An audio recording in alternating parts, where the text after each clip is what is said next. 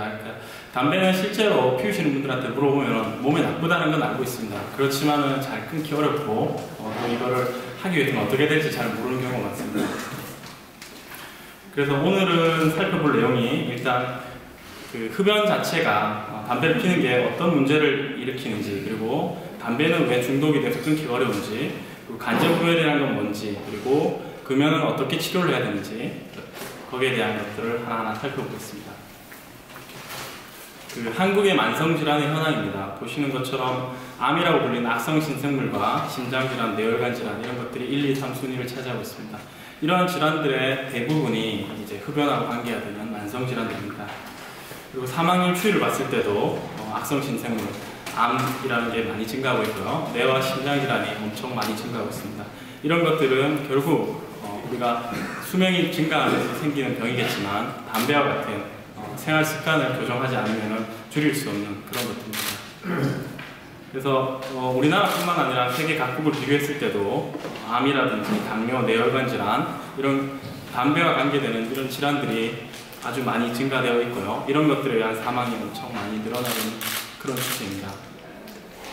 그래서 이런 것들을 통계를 내보니까 흡연으로 인한 사망이 전 세계 사망의 6분의 1, 6명 중에 1명이 담배 때문에 죽고 있다는 걸 밝혀졌고요. 그 다음에 흡연자, 담배를 태우시는 분 2명 중에 1분이 50%가 담배 때문에 죽게 됩니다.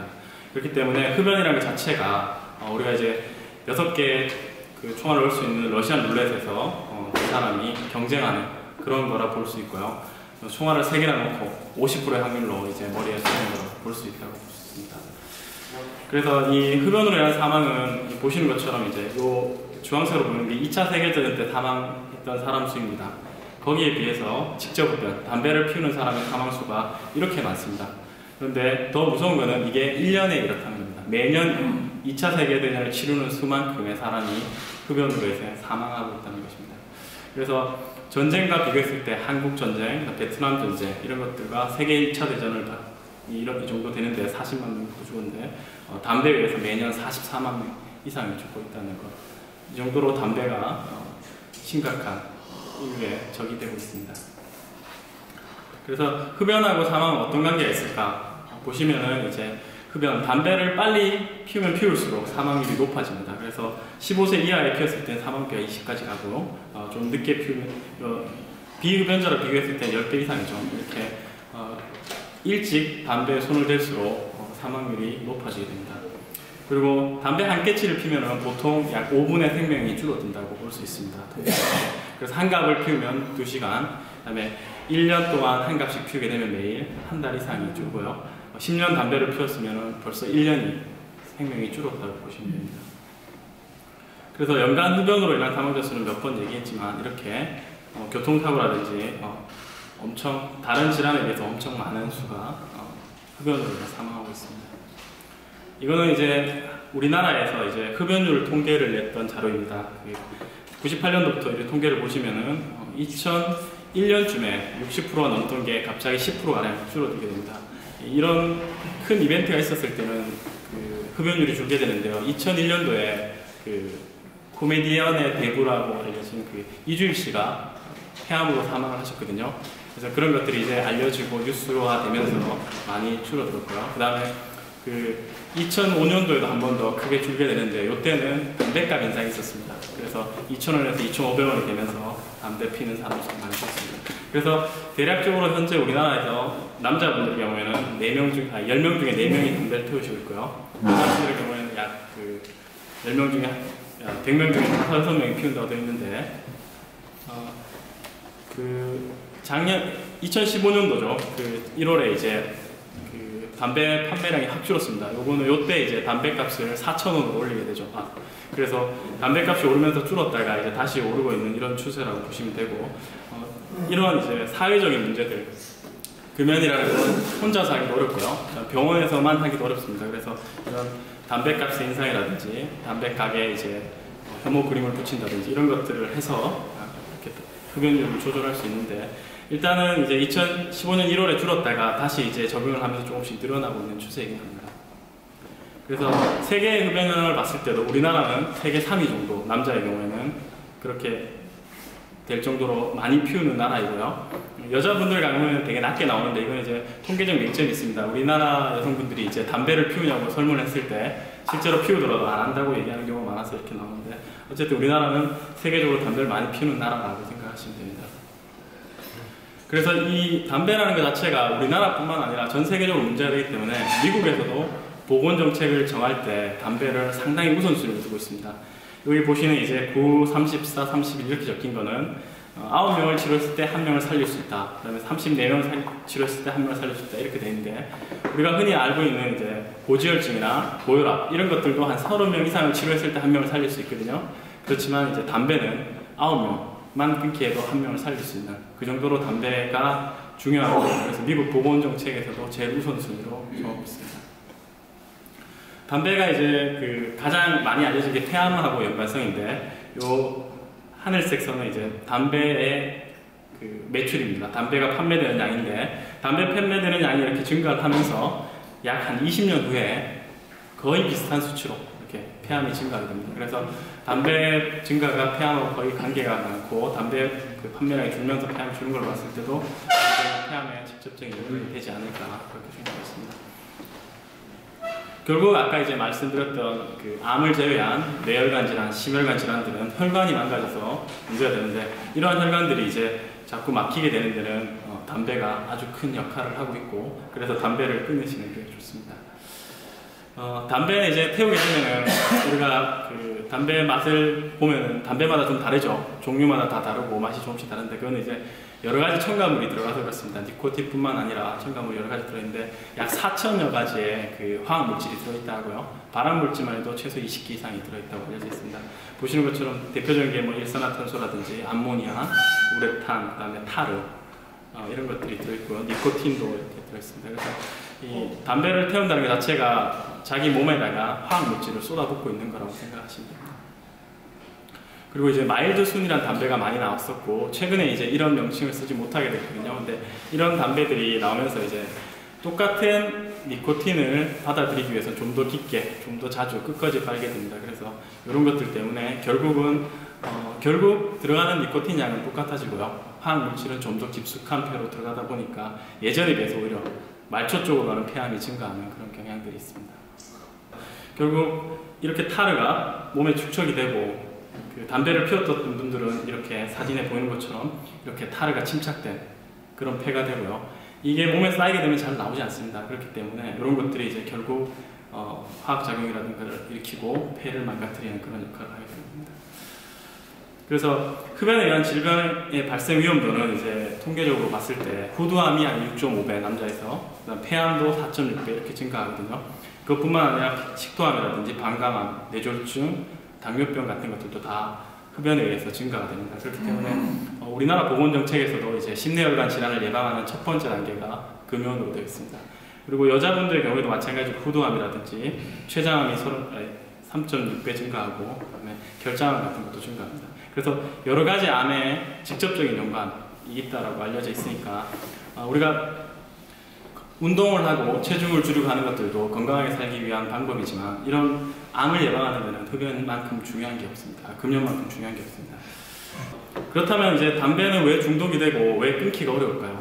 거기에 대해서 한번 살펴보도록 하겠습니다. 담배를 피우게 되면은 담배에 들어있는 니코틴이 머리 쪽에 들어가게 됩니다. 그래서 그쪽에서 니코틴하고 결합하는 수용체가 있습니다. 거기에 붙어서 도파민이라는 걸 분비하게 되거든요. 이 도파민이라는 것은 쾌락, 즐거움하고 관계가 많이 있습니다. 그래서 우리가 비단 이제 담배뿐만 아니라 뭐 음식이라든지, 그 다음에 뭐 기분 좋은 여행을 한다든지 이럴 때 도파민이 많이 나오게 되는데, 그런 것들을 자극해서 결국 중독에 이르게 되는데요. 니코틴은 이 도파민 분비라든지 그 중독에 아주 중요한 키를 하는 이제 그런 역할을 많이 하게 되거든요. 그리고 담배를 피게 되면 아까 동영상에서 본 것처럼 니코틴을 받아들이는 수용체가 활성화됩니다. 머리 쪽에서 수가 늘고 거기에 따라서 계속 니코틴을 갈망하는 그런 작용을 하게 됩니다. 그래서 우리가 담배를 피게 되면 이렇게 쾌락에 관계되는 중추들이 있습니다. 머리 안쪽에 우리가 기분이 좋아지게 하는 그런 것들, 호르몬을 분비하는 중추들이 있는데, 그런 중추들을 니코틴 자체가 이제 자극을 하고 거기에 따라서 이런 이제 호르몬들을 분비하면서 기분이 좋아지게 되는데, 이런 게 이제 끊어지게 되면은 기분이 좋아졌던 그런 것들에서 그 호르몬이 부족해지면서 반대로 기분이 나빠지고 다시 또 그 기분이 좋아지는 쪽으로 가고 싶어하는 그런 작용을 하게 됩니다. 그래서 다시 또 니코틴을 찾게 되는 그런 게 되는데요. 담배라는 게 결국 이제 니코틴에 대한 중독인데, 니코틴은 우리가 담배를 피게 되면은 금방 기분이 좋아집니다. 약 담배가 머릿속에 들어가는 데는 10초 정도면 되거든요. 그래서 10초만 지나도 기분이 좋아집니다. 그래서 10초 만에 들어가서 니코틴 수용체라는 짝지를 만나게 되고요. 이렇게 되면 이제 기분이 좋아지고 그런 호르몬들이 분비가 됩니다. 근데 반대로 이제 담배가 몸에서 분해되어 나가는 데는 40분, 1시간이 안 걸리거든요. 그래서 1시간 정도 지나면은 또 다시 담배가 필요하고 또 피고 싶다는 그런 생각이 듭니다. 그래서 줄담배 피시는 분들 보면은 대체로 1시간 이내 계속 피시게 되죠. 그래서 그런 것들 때문에 이제 담배가 중독이 되고 담배가 땡기게 되는 것입니다. 그래서 이게 이제 모식도지만 이렇게 생긴 이제 니코틴 수용체라는 것들이 뇌에서 이제 담배 피시는 분들은 활성화가 되고요. 늘 니코틴을 갈망하고 있습니다. 얘한테 니코틴이 왔으면 좋겠다, 니코틴 좀 보내줘, 이렇게 생각하고 있기 때문에 이런 것들이 문제됩니다. 결국 그래서 이런 수용체들을, 활성화된 수용체들을 낮춰주고 그런 것들을 수를 줄여주는 게 이제 금연의 치료라고 보시면 됩니다. 니코틴이 이제 그 짝진 수용체에 이제 자꾸 들어가지 못하게 되면은 니코틴에 대한 갈망이랍니다. 내가 니코틴이 부족하다, 니코틴 좀 줬으면 좋겠다, 그렇게 생각이 되는데, 그런 것들을 몸에서는 안절부절하다든지 화가 난다든지 짜증을 낸다든지 그다음에 우울하다든지 그다음에 집중력 장애라든지 이런 것들로 나타나게 됩니다. 그래서 담배를 끊으시는 분들, 금연을 하시는 분들은 초반에 이렇게 안절부절하다든지 기분이 이상하다든지 집중력 장애 이런 것들이 나타날 수 있고, 이런 것들에 의해서 이제 금연을 하는데 방해를 받고 힘들어하시고 실패하시는 경우가 많습니다. 그래서 이러한 부분에 대한 조절도 금연을 하시는데 중요한 부분이 됩니다. 그래서 니코틴이라는 것에 대한 의존을 의사들이 분류를 할 때 담배에 대한 중독을 니코틴 의존으로 분류를 하고 있고요. 그래서 결국에는 이제 이런 뇌에 있는 이제 수용체들의 문제가 자꾸 니코틴을 원하게 되고, 그것들이 이제 계속 더 높은 니코틴 용량, 그 다음에 더 많은, 더 자주 이런 것들을 원하는 게 이제 니코틴 의존이라고 되어 있고, 이런 것들이 이제 지금은 이제 진단 기준에 들어가고 있습니다. 담배의 남용, 담배 의존 이런 것들은 의사들이 쓰는 이제 진단명이 되었고 병이라고 보시면 됩니다. 요 그림은 반대로 이제 대마초를 이제 합법화하자고 하는 사람들이 많이 인용하는 그림인데요. 이게 뉴욕타임즈에 실렸던 칼럼에 있던 그림입니다. 보시면 이제 담배가 제일 왼쪽에 있는 니코틴이 제일 왼쪽에 있습니다. 보시는 것처럼 니코틴이 의존성이 마리화나에 비해서 6배나 강합니다. 실제로 대마에 비해서 6배나 강하고, 금단 증상도 대마에 비해서 4배나 강합니다. 그리고 중독성조차도 높게 나오죠. 우리가 생각하는, 우리가 너무 쉽게 접하기 때문에 이게 별거 아닌 것 같지만 중독성이 아주 강하고요. 의존성, 금단 증상이 아주 강한 그런 물질입니다. 그래서 니코틴에 대한 중독이 흡연인데, 그 흡연을 끊는 이제 금연은 반드시 이런 치료가 병행이 돼야 된다고 생각하셔야 됩니다. 아까 말씀드렸던 이제 니코틴의 금단 증상은 이런 것들이 있고요. 그래서 결국 이제 우리가 담배를 끊어보자라고 얘기했을 때 의지가 중요한 건 맞습니다만, 담배를 끊지 못하고 계속 피우게 되는 것은 본인의 잘못은 아닙니다. 결국은 이제 우리 몸속에 있는 뇌에 어떤 신경전달 물질이라든지 수용체에 문제가 생기는 거지, 본인이 잘못해서 담배를 못 끊는 건 아니거든요. 그래서 이제 담배라는 걸 이제 질병으로 인식을 하셔야 됩니다. 흡연이라는 걸. 그래서 금연을 실제로 하시는 분들이 많이 있습니다. 여기 담배 피우시는 분들이 계시겠지만 금연을 시도해 보신 분 계십니까? 담배 피우시는 분도 안 계시나요? 실제로 담배를 끊는다고 하시는 분들이 약 100명을 하시면 3명밖에 성공을 못 하십니다. 그 정도로 담배 끊기가 어렵습니다. 예전에도 이제 옛날에 이런 우스갯소리로 이제 담배 끊는 놈하고 얘기도 하지 말라는 그런 얘기를 하는데, 그 정도로 이제 니코틴이라는 것 자체가 중독성이 아주 강하기 때문에, 의존성이 아주 강하기 때문에 쉽게 끊지 못하고요. 그렇기 때문에 우리가 두 번째로 해야 될 방법은 의사 상담을 하시는 것입니다. 왜 이게 중독이 되는지, 그리고 무엇 때문에 못 끊고 있는지. 내가 의지가 없어서 못 끊구나, 이렇게 생각하고 계시면 쉽게 끊기 어렵습니다. 그렇기 때문에 의사를 만나서 이런 것들이 중독이고 치료를 해야 된다는 걸 알고 계시는 게 좋고요. 그렇게 하면 이제 3배 정도 높아져서 10% 정도에서 금연을 할 수 있게 됩니다. 그리고 최근에 나온 이제 금연 치료제라든지 금연 보조제를 쓰는 경우에는 그보다가 약 3배 정도 올라서 약 30%에서 40% 정도 금연을 할 수 있는 그런 길로 가고 있습니다. 그래서 여기서 보이는 것처럼 이제 결국 금연을 하기 위해서는, 담배를 끊기 위해서는 본인의 의지도 중요하겠지만 병원을 방문하고 약이라든지 보조제를 받으셔서 치료를 하시는 게 중요합니다. 그래서 성공적인 금연 치료라는 것은 본인의 건강 상태, 내가 무슨 병이 있으면 특히나 이제 만성질환으로 알려진 고혈압, 당뇨, 고지혈증, 그리고 뭐 암이라든지 이런 것들이 있었다면 반드시 금연을 해야 되기 때문에 금연 건강 상태를 체크하셔야 되고요. 그 다음에 본인이 얼마나 담배를 피우고 있는지를 보는 그런 검사들이 있습니다. 그런 검사들을 같이 하시는 게 좋습니다. 그래서 담배가 얼마나 중독되어 있는지 이런 것들을 하시는 게 좋고, 의사 상담을 하게 되면은 담배를 왜 좋아하는지, 내가 스트레스를 많이 받아서 담배를 피는지, 아니면 이제 내가 입이 심심해서 그런지, 아니면 뭐 다른 이유가 있는지 이런 것들을 볼 수 있거든요. 그런 이제 흡연 유형을 체크를 하고 거기에 따라서 본인에 맞는 금연 치료법을 선택하시는 게 좋습니다. 그리고 일정 기간 지속적인 금연 상담을 받으셔야 됩니다. 그래서 이런 것들을 순서대로 하시고 하는 게 좋은데, 여기에 더불어서 가장 중요한 건 최근에는 이제 약물 치료라든지 보조제 같은 니코틴 치료를 꼭 받으시는 게 금연을 하시고 유지하는 데 좋다고 그렇게 알려져 있습니다. 그래서 니코틴의 중독, 그러니까 흡연의 치료는 이게 하나로 이루어지지 않습니다. 여러 가지가 복합적으로 이루어지고, 니코틴 대체요법이라 알려진 이제 니코틴을 직접 주는 패치라든지 껌 같은 걸 사용하는 그런 방법이 있고요. 약물요법, 이건 이따가 다시 설명을 드리겠지만 담배 맛을 줄이고 담배에 대한 생각을 줄여주는 그런 약이 있습니다. 그런 약을 쓰는 방법이 있고, 더불어서 이제 금연을 해야 되는 이유라든지 그거를 함으로써 얻게 되는 효과에 대해서 이제 의사와 상담을 하고 교육을 받으시는 게 좋습니다.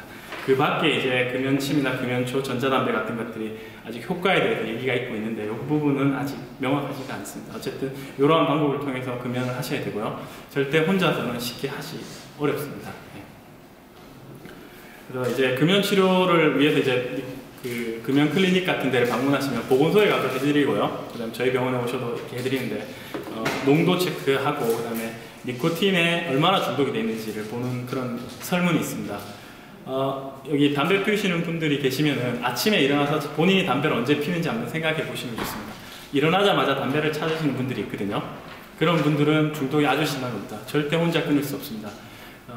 우리가 담배를 아무리 많이 피우는 사람도 밤에 자는 동안 담배를 피울 수는 없거든요.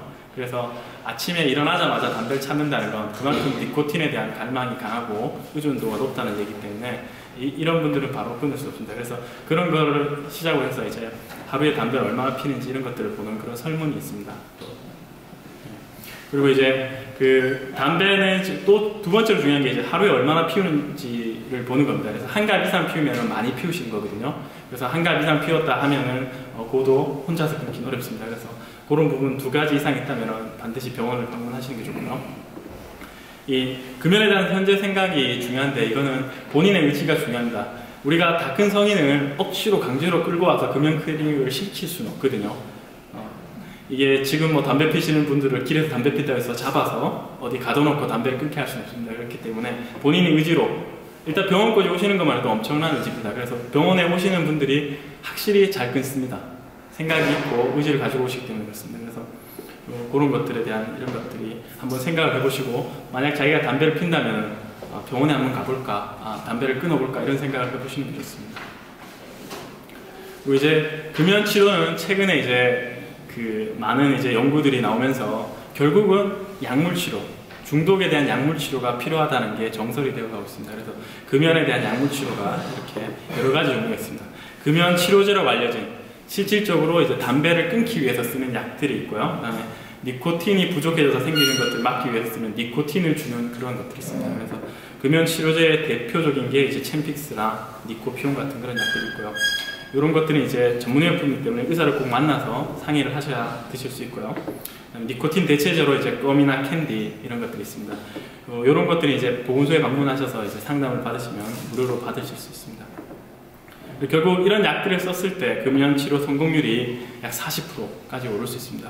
그리고 유지하는데도 이런 약물들이 아주 큰 효과가 있습니다. 더구나 이제 챔픽스의 경우에는 한국인에서 조사를 했을 때는 60%까지 담배를 끊을 수 있다고 되어 있기 때문에 지금 이제 약물을 쓰고 하는 것이 기본적인 치료가 되고 있습니다. 우리가 이제 패치를 붙이고 껌을 씹고 이런 걸 하지만 니코틴 자체에 대한 딜레마가 있습니다. 이게 무슨 얘기냐면은 아까 말씀드린 것처럼 담배는 피면은 기분이 바로 좋아집니다. 그 담배가 머리 쪽에 가는데 10초가 안 걸리기 때문에 금방 좋아지는데 다른 제형들은 아주 오래 걸립니다. 그 농도에 도달하는데. 그리고 실제로 그만큼 도달하지 못하는 경우도 많거든요.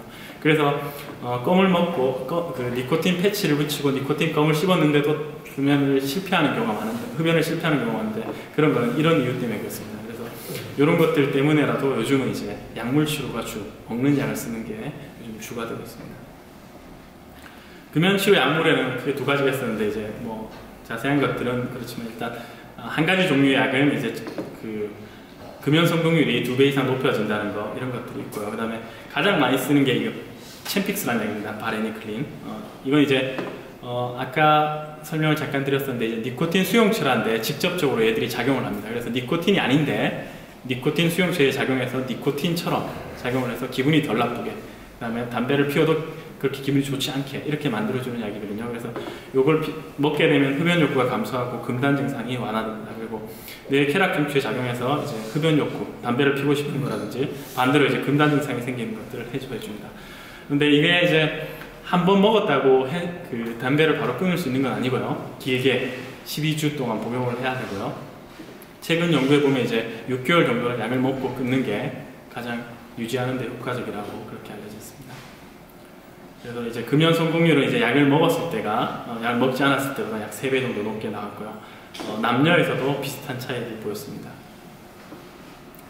그 금연의 과정은 이제 내가 담배를 피우시는 분들한테 가서 아무나 자꾸 물어봤을 때 다 다릅니다. 처음에는 이제 뭐 담배 피우는 게 뭐 어때서 이렇게 얘기하시는 분들이 있고요.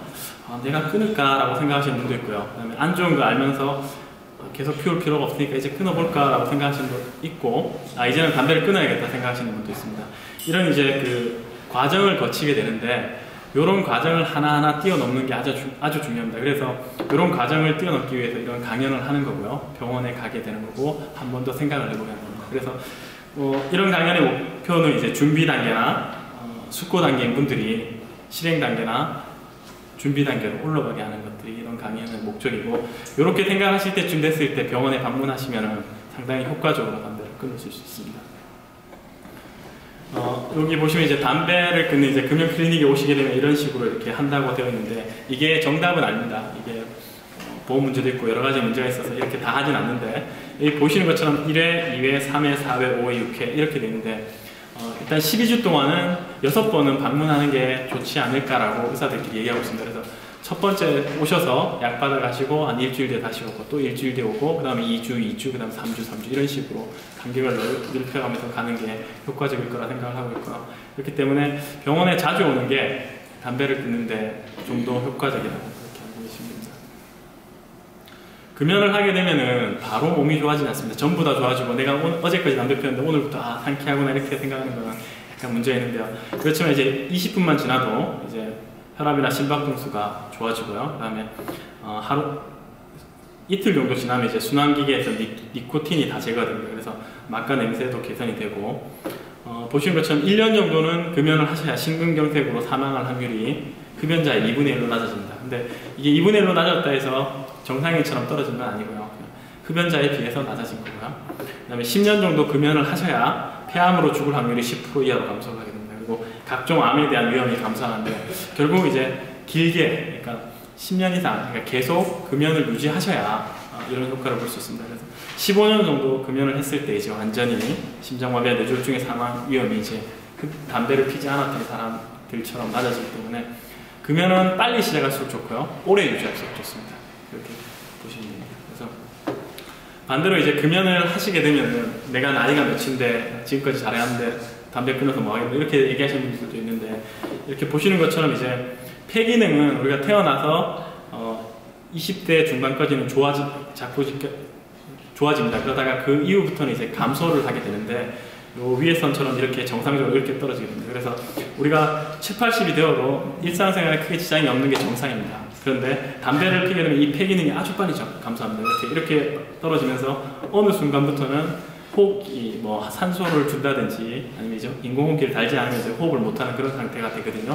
그래서 어느 순간이라도 담배를 끊게 되면 이전으로, 그러니까 좀 더 천천히 폐가 망가지기 때문에 우리가 늦더라도 50대가 되더라도 담배를 끊게 되면 이제 80대가 됐을 때도 정상처럼 그렇게 생활할 수 있다고 생각하시면 됩니다. 그래서 금연이라는 건 빠르면 좋겠지만 늦더라도 언제든 시작하시는 게 좋습니다. 그 금연에 따른 이제 수면 연장 효과는 보시는 것처럼 이제 젊을 때 끊을수록 수면 연장 효과가 좋습니다. 아까도 말씀드린 것처럼 10년 담배를 피우면 1년 정도 수명이 줄었다고 하죠. 그러니까 20대나 30대 중반 안에 끊으면 이제 약 수면 연장 효과가 10년 정도 되고요. 그렇다고 해서 50대, 60대에서 끊었다고 해서 수면 연장 효과가 없는 건 아닙니다. 약 4년 정도의 수면 연장 효과가 있으니까 언제든지 담배는 끊으시는 게 제일 좋습니다. 그리고 지금까지 이제 우리가 실제로 이렇게 담배를 피는 이제 연기가 나는 연초에 대해서 얘기를 했었고요. 그다음에 전자담배라는 게 요즘 많이 이슈가 되고 있습니다. 그래서 전자담배에 대해서 잠깐 살펴볼 건데요.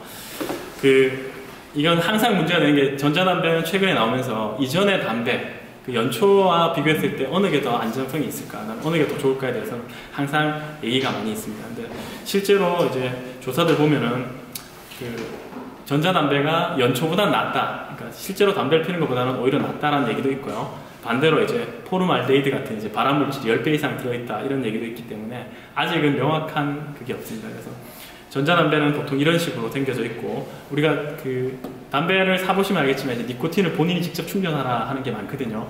근데 그러다 보니까 니코틴 양을 자기 마음대로 조절합니다. 그래서 담배는 그래도 규격화 되어 있습니다. 1ml, 뭐 몇 ml 이렇게 정해져 있는데 니코틴이 그렇지 않기 때문에 니코틴은 이 액상으로 담겨 있거든요. 그래서 예전에 우리나라에서 실제로 남편한테 니코틴 액을 먹여서 살인을 한 적이 있습니다. 그래서 니코틴은 먹게 되면 죽을 수 있습니다. 용량이 어느 정도 높아지면. 그래서 이러한 부분에 문제가 있기 때문에 아직은 전자담배를 그렇게 쉽게 담배 대신에 쓰거나 그다음에 이제 흡연을 끊기 위해서 쓰는 건 아직은 아닌 것 같고요. 그다음에 담배에 대해서 좀 더 이제 연구가 되어야 될 거라고 생각했습니다. 그래서 전자담배는 아직까지 문제가 이제 이게 금연에 효과적인지 아니면 연초보다 좋은지에 대한 근거가 부족합니다. 나온 지 얼마 안 됐기 때문에. 그리고 대체로 이제 전자담배를 피든 젊은 애들, 그다음에 청소년들의 경우에 이제 전자담배를 피면은 냄새가 별로 안 나기 때문에 간혹 그걸로 시작을 하는 경우가 있는데 그렇게 되면 나중에 거의 대부분이 담배를 피게 됩니다. 그래서 그런 걸로 가는 목적으로 쓰는 경우가 많고요. 아직 이제 여러 가지 임상 연구가 있었지만 확실하게 금연에 효과가 있다 이런 거는 아직은 없습니다. 그래서 전자담배를 이제 니코틴, 그러니까 흡연을 안 하게 되는 금연의 보조제로 쓰는 경우가 있는데 아직까지는 그런 건 확실하지가 않고요. 그다음에 청소년의 경우에는 이제 담배를 피는 관문이 될 수 있기 때문에 하지 않는 것이 좋습니다. 그리고 아까도 말씀드린 니코틴 액 자체가 이제 아주 위험한 독극물이고 그 다음에 이제 이게 보면은 배터리를 쓰거든요. 그래서 배터리가 폭발하는 경우가 꽤 있습니다. 그래서 입이 완전히 망가지고 이런 경우가 간혹 보고가 되는데 그런 위험성이 있기 때문에 그런 부분에 대해서 아직 입증된 게 많지 않기 때문에 전자담배도 요즘 많이 팔고 있지만 쓰지 않는 게 좋지 않을까 싶습니다. 그래서 앞에 여러 가지 살펴봤겠지만 이제 담배라는 게 이제 혼자서 끊기도 어렵고 병원에서만 끊기도 어렵고 그리고 사회생태학적으로 그러니까 사회적으로도 이렇게 담배값을 올린다든지 이런 것들을 해야만 끊을 수 있기 때문에 이렇게 한 가지 방법으로 하는 게 아니고 여러 가지를 해야 된다고 보시면 되고요. 최근에 이제 사회생태학적 모델로 정부에서 하고 있는 게 담배값 인상과 더불어서 이거죠. 담배값에다가 이렇게 담배에 의해서 병을 앓고 있는 질환 사진을 이렇게 넣기 시작했습니다. 그래서 이러한 이제 제도를 이제 사실 이제 금연학회에서는 이 그림 사이즈가 너무 작다라고 지금 계속 얘기하고 있거든요. 이게 보통 이제 이 전체 면적이 한 80% 정도는 돼야 될 거라 생각하는데 아직은 좀 작게 나왔지만 이제 시도는 했으니까 그래서 이러한 이제 과정이 금연을 하는데 상당히 효과적이라고 알려져 있기 때문에 이런 것들이 병행이 돼야 전체적인 금연율을 높이지 않을까 싶습니다.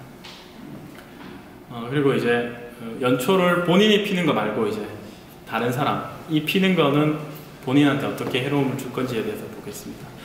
보통 이런 걸 간접흡연이라고 하는데 간접흡연은 2차 흡연이 있고 3차 흡연이 있습니다. 그리고 주류연, 부류연 이렇게 나눠져 있는데 주류연이라는 거는 쉽게 얘기해서 우리가 담배를 태우게 되면 자기 폐에 들어가는 그래서 다시 나오는 걸 이게 주류연이고요. 그다음에 담배를 이렇게 불만 붙이고 있어서 저절로 타거든요. 그걸 이렇게 부류연이라고 합니다. 그래서 이 그리고 3차 흡연이라는 것도 있는데 3차 흡연은 우리가 담배를 피웠던 방에 가보면은 담뱃내가 찌든 내가 납니다. 그러니까 그런 것들이 이제 이 담배를 피우면 이제 그 주류연, 부류연 이런 것들이 날아가서 그쪽에 붙어 있다가 다시 이렇게 나오게 됩니다. 이런 뭐 소파라든지 카페트에 있다가 다시 나오면서 니코틴하고 이제 발암물질 같은 것들을 분비해가지고 다시 다른 사람한테 피해를 입히는 걸 이제 3차 흡연이라고 보시면 됩니다. 그래서 간접 흡연에 의한 건강 피해를 보시면은 우리가 생각하는 거랑 다르게 있잖아. 남편이 담배를 피우는 경우에 부인이 실제로 폐암이 많습니다. 그래서 그 폐암 발생비를 보시면 이제 현재 남편이 담배를 피우고 있으면은 2배 정도 높아지거든요. 부인이 피지 않는 부인이나 아기들이나 이렇게 되고 30년 이상 담배를 피운 남편하고 같이 살면 본인이 3배 정도 높아집니다. 그래서 담배라는 게 이제 본인의 문제뿐만 아니라 가족의 건강을 위해서도 끊으셔야 되고요. 건강 피해를 보시면 이제 그 자녀들한테도 큰 피해를 입히는데 급성호흡기 질환이 5.7배나 증가하고요. 6배 가까이 증가되죠. 폐암도 2배 정도 증가하고 천식도 5배나 증가합니다. 그래서 그 본인이 이제 담배를 피우는 것 때문에 자식들도 피해를 볼 수 있기 때문에 이런 간접 흡연에 대한 피해도 한번 생각을 해보셔야 됩니다. 그래서 이런 것들이 보면은 우리가 담배를 본인이 피지 않더라도 담배를 피우고 있는 사람들이 있는 음식점에 흡연석에 있으면 2시간만 채려도 한 가지 반을 피우는 효과가 되고요.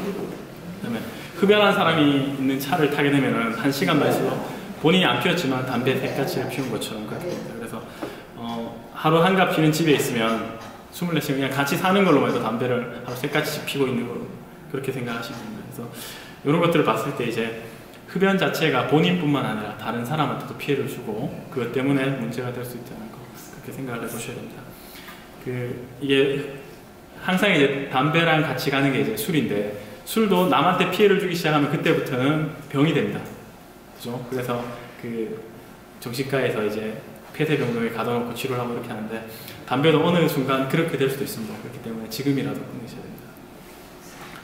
이거는 보시면 이제 실제로 이제 제가 저희 선배가 이제 이사를 한다고 해서 갔을 때도 담배를 이제 자취방에서 이렇게 피웠더라고요. 그래서 거울 같은 걸 떼고 나니까 이렇게 보이더라고요. 실제로 담배가 폐쇄된 공간에서 담배를 피게 되면 이 연기라든지 발암물질이 밖으로 나가지 않습니다. 이런 것들을 해결하려면 15평 공간에서 한 명 흡연자가 이제 만들어내는 이제 초미세먼지 같은 것들을 없애기 위해서는 1급 태풍급의 공기가 불어야 된다고 되어 있거든요. 그 정도로 이제 이러한 현상들이 이제 계속 남아있다가 2차, 3차 피해를 일으키기 때문에 담배는 이제 최근에 이제 실내 공간에서 담배를 거의 못 피게 되죠. 병원도 그렇고 관공서도 그렇고 아파트에서도 그래서 그런 식으로 가고 있고 담배 필 공간 자체도 줄어들고 있으니까 담배를 끊으셔야 됩니다. 그리고 그래서 이제 담배를 끊게 되면 이제 가정에서 간단히 할 수 있는 것들을 보면은 담배를 연상시킬 수 있는 것들을 모두 없애야 됩니다. 재떨이라든지 라이터, 그다음에 담배 이런 것들은 치우셔야 됩니다. 저희 금연 클리닉에 오시는 분들도 보면은 담배를 가져오고 오시는 분들이 꽤 있습니다. 예전에 이제 뺏고 그랬었는데 사실 본인이 이제 돈 주고 산 건데 뺏는 거는 정말 아닌 것 같고요. 이런 것들을 이제 치워야 이제 담배에 대한 생각이 줄어들거든요. 우리가 손이 심심해서 담배 피시는 분들이 있는데 그럼 입이 심심하거나 이런 분들은 담배가 눈에 보이기 때문에 자꾸 피기 때문에 이런 것들을 정리하는 게 좋고 주변에 담배를 끊겠다 하시면 칭찬을 많이 해주셔야 됩니다. 어렵고 힘든 일인데 잘 생각했다. 지금이라도 끊어야 좋지 않을까 이런 얘기를 꼭 해주셔야 되고요. 그 다음에 규칙적인 식사를 하고 운동 같은 걸 하시는 게 좋고요. 그 다음에 건강한 간식, 입이 심심할 수 있기 때문에 칼로리가 많지 않은 이렇게 야채 같은 것들을 준비하셔서 하시는 것이 좋습니다. 그래서 오늘의 요약인데요. 이제 흡연 자체는 질병입니다. 이게 병이 아니라고 생각하는 경우가 많은데 이건 기호식품이 아니고요. 이제 니코틴에 의한 중독이기 때문에 반드시 병원을 방문해서 치료를 받으셔야 되는 그런 질환이고요. 그다음에 그 니코틴 의존도도 아주 높고 그다음에 금단 증상도 강하기 때문에 본인 혼자서 하기는 아주 어렵습니다. 그래서 가능하면 병원을 방문하셔서 상담을 받으시는 게 좋고 금연은 지금 시작하는 게 제일 빠릅니다. 언제든 바로 시작하는 게 제일 빠릅니다. 그래서 어떤 때 시작을 해보시고요. 언제든 시작을 해보시는 게 제일 중요하기 때문에 바로 시작을 해보시고 한두 대 다시 피게 되면 다시 또 시작하시고 아니면 힘드시면 병원 방문하시고 이렇게 하시는 게 좋습니다. 담배를 끊으신 분들이 가장 많이 하는 실수가 한 번 피우고 나면 실패했다 하고 그 다음부터 쭉 피우시거든요. 그러실 필요는 없습니다. 한 번 정도는 누구나 실수할 수 있고 몇 번 실수도 할 수 있습니다. 그래서 자기가 이건 아니구나 싶으면 다시 끊고 계속 하시면 됩니다. 그만큼 노력을 하시면 되고 실제로 몇 번을 하더라도 이게 실패가 아니고 실수입니다. 그러니까 본인이 될 때까지 하시면은 좋은 그거를 얻을 수 있을 겁니다. 네, 여기까지 강의 내용입니다.